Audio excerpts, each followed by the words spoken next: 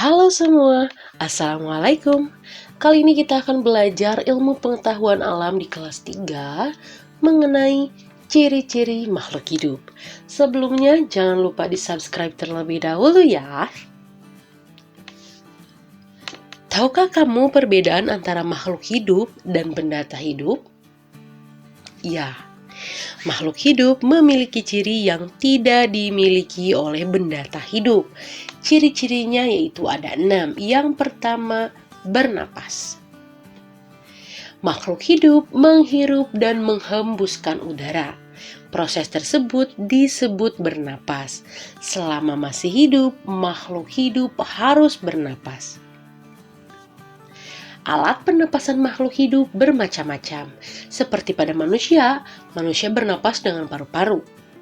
Pada saat menarik napas, manusia menghirup oksigen masuk ke paru-paru. Pada saat menghembuskan napas, manusia mengeluarkan karbon dioksida dikeluarkan dari paru-paru. Selain manusia ada kadal. Kadal juga bernapas dengan paru-paru.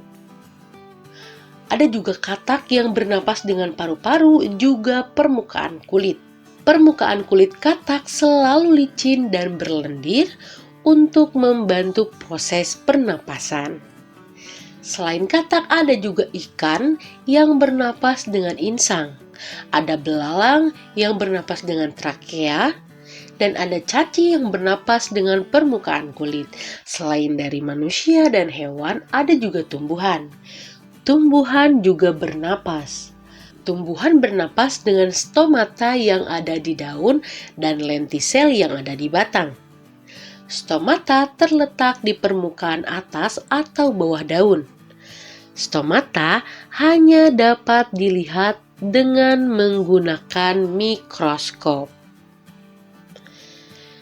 Ciri yang kedua yaitu memerlukan makanan dan air.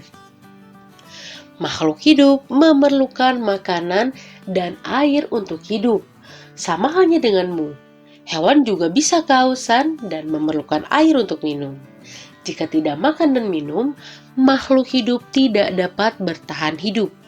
Manusia dan hewan yang tidak makan dan minum akan kelaparan dan kehausan. Tumbuhan juga jika tidak mendapatkan air akan mati kekeringan. Jadi, makanan dan air merupakan hal yang sangat penting bagi makhluk hidup. Karena ini berpengaruh terhadap aktivitas makhluk hidup. Ciri yang ketiga itu bergerak.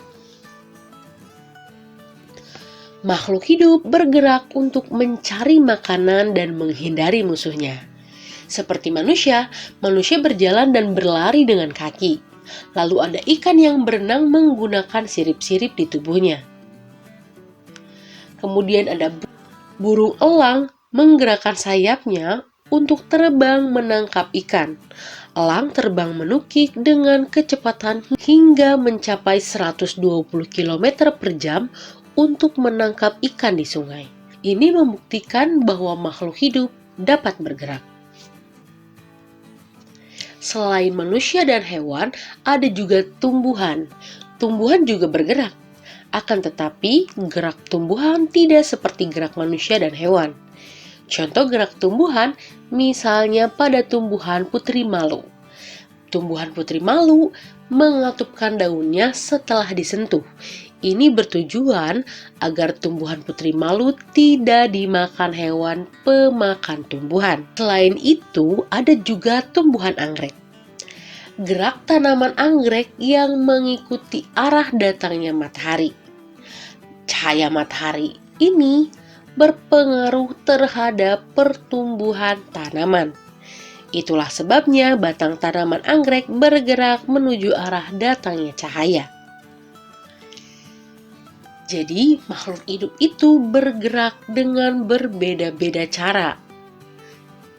Jadi, makhluk hidup itu bergerak dengan berbeda-beda alat gerak dan cara. Seperti manusia, mereka berjalan dan berlari menggunakan kaki, ikan menggunakan sirip, burung menggunakan sayap, ada juga yang menggunakan permukaan kulitnya. Tumbuhan juga bisa bergerak. Tumbuhan ini bergerak secara pasif, berbeda dari manusia dan hewan yang bergerak secara aktif. Kemudian ada juga ciri yang keempat, yaitu tumbuh.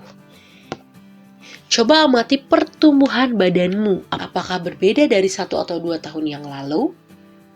Ya, berat badan dan tinggi badan sekarang tidak sama dengan berat badan dan tinggi badan 1 atau 2 tahun yang lalu. Mungkin saja sekarang tubuhmu lebih besar dan lebih tinggi. Itu membuktikan bahwa kamu mengalami pertumbuhan. Selain manusia, hewan juga mengalami pertumbuhan. Contohnya pada bebek. Telur bebek membutuhkan waktu sekitar 28 hari untuk menetas. Bebek yang baru menetas akan berkembang dan tumbuh menjadi bebek dewasa. Selain manusia dan hewan, ada juga tumbuhan. Tumbuhan juga mengalami pertumbuhan, seperti biji yang ditanam yang akan tumbuh menjadi kecambah. Kemudian kecambah akan tumbuh menjadi tumbuhan dewasa.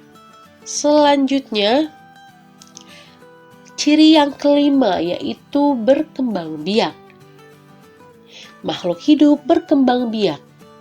Berkembang biak artinya menghasilkan keturunan yang tujuannya melestarikan jenisnya agar tidak punah.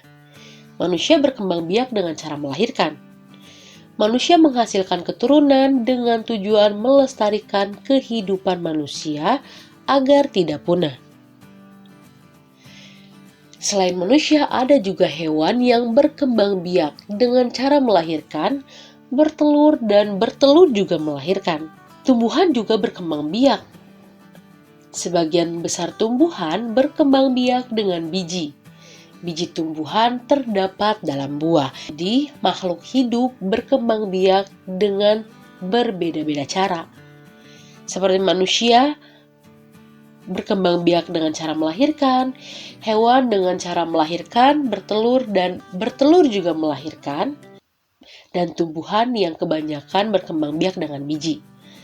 Pada hewan, contoh perkembangbiakan hewan yang melahirkan seperti kucing, sapi, kuda. Yang bertelur, bebek, angsa, ayam, burung. Dan hewan yang bertelur dan melahirkan, contohnya yaitu salah satu jenis ular. Selanjutnya ciri yang keenam yaitu peka terhadap rangsang. Rangsangan adalah sesuatu yang dapat mempengaruhi kerja bagian-bagian tubuh. Seperti ketika kita melihat cahaya yang menyilaukan mata, maka kita akan menutup mata kita. Selain itu, kulit kalian juga akan memerah jika terkena panas. Selain manusia, hewan pun peka terhadap perangsang. Misalnya seperti siput yang akan menyembunyikan tubuhnya jika disentuh atau terkena cahaya matahari secara langsung. Ada juga burung hantu yang mempunyai penglihatan yang sangat peka terhadap perangsangan cahaya. Akibatnya, burung hantu masih dapat melihat dalam keadaan sedikit cahaya. Selain manusia dan hewan, ada juga tumbuhan. Tumbuhan putri malu akan mengatupkan daunnya jika disentuh daunnya. Sekian video pembelajaran kali ini. Semoga video ini bermanfaat. Sampai jumpa di video pembelajaran selanjutnya. Terima kasih.